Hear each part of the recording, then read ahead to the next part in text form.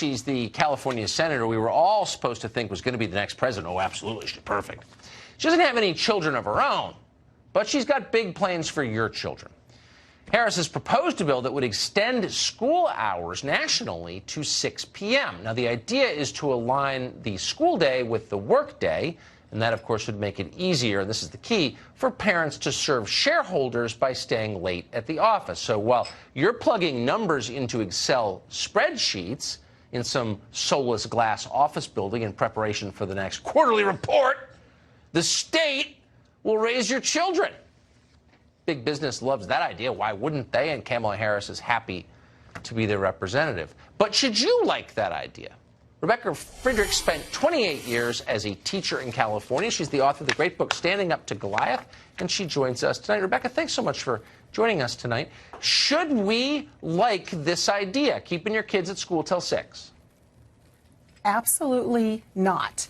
As a 28-year career teacher and a mother, I would say run fast, run away from this. This is being pushed by the teachers' unions, who, by the way, aren't really teachers and aren't really unions. They are radical socialists who are pushing an agenda into our schools off the backs of loving teachers. This is a frightening agenda, and it's dangerous for our kids and our country.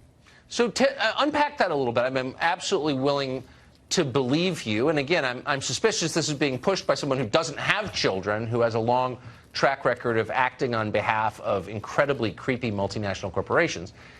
But tell us why we should be worried about it. Well, we should look to the past. So let's just take the free lunch program that we have in our schools. It started out being pushed by the unions and their friends for poor children. Well, 28 years ago, I had 2 students in my class on free lunch. Today, almost every single child is on free breakfast and free lunch. So what the unions are trying to do, they're pushing something called community schools.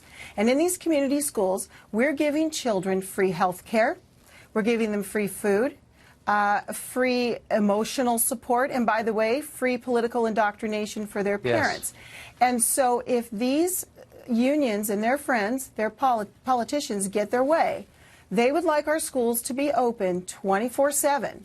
They want to replace the family and families raising their children with our own virtues. They want to replace that with the state, with union-controlled, government-run schools.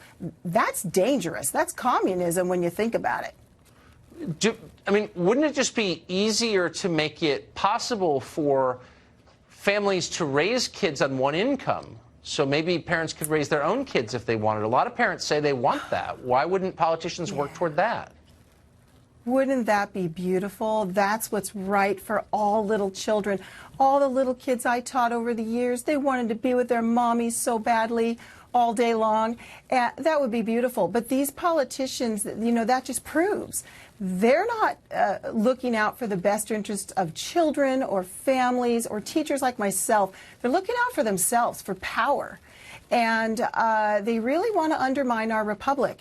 And they're doing that through our schools, starting as young as preschool and pushing all the way up into the universities. We need to be very concerned about this and politicians like Kamala Harris who would push this sort of idea onto our families. So helping families raise their own children doesn't make Kamala Harris more powerful, so she's against it. Thank you for summing that up. Rebecca, it's great to see you tonight and appreciate your take on that after 28 years in the schools.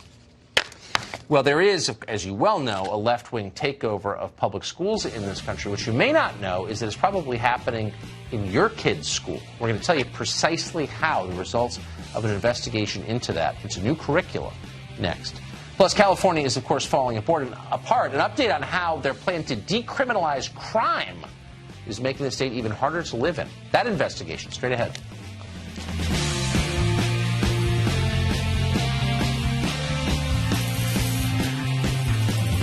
You might imagine that the worst trends in American education are pretty much confined to our most liberal cities. You know, in Seattle, math is racist. In New York City, gifted and talented programs are oppressive. In Berkeley, God knows what they're doing. The left has abandoned education in favor of naked political propaganda. You know that. But it's comforting to think it's not happening near you or your children. Unfortunately, that's not true. It is happening, probably right down the street from where you are now. An investigation by this show found a radical new curriculum in schools across the country, from Arizona to Iowa. The program is called Deep Equity. It's produced by a for-profit education company called Corwin, which is based in California. Corwin describes Deep Equity as a teacher training program that is, quote, aimed at producing real school improvement for equity and social justice. So how does Deep Equity do that? Well, mainly by attacking the students on the basis of their skin color. According to Deep Equity, America is based on a hierarchy of various oppressions. Men oppress women, Christianity oppresses Islam, English oppresses Spanish, white people oppress everyone. And by the way, if you have a problem with this explanation, you are yourself entrenching oppression. You're part of the problem. According to Corwin, differences in academic performance have nothing to do with culture or effort. They are purely the product of racism. In order to fight that racism, teachers are instructed on different types of, quote, white identity orientations. This is all pseudoscience, you may notice. Many white people, teachers are told by Deep Equity, are defined by their, quote, ignorance and supremacy. Other whites, meanwhile, quote, question the systemic issues that have caused whites to be so much in a superior position. The curriculum offers what it calls a, quote, white allies action agenda. Among the items on that list, quote, acknowledge the reality of white racial privilege, educate other white people, use your privilege to work for racial and social justice. Feel sick yet? According to one teacher we spoke to who has used this curriculum, the Deep Equity curriculum forces teachers to become racial activists. Not that you need to interview anyone to find that out. It's obvious. They're not teaching anything having to do with math or science or English or language. They're teaching racial activism, certain to confuse and wound and divide our kids of all colors.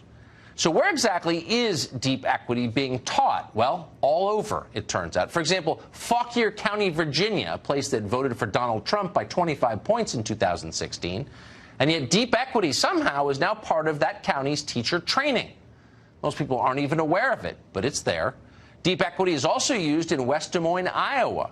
It's in Chandler, Arizona. We could go on. It may, in fact, be coming to your school district soon, assuming it's not already there.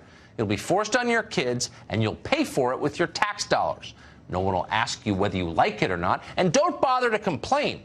Deep Equity orders teachers, and we're quoting now, to explicitly reject and resist any parents who disagree with it. Got it?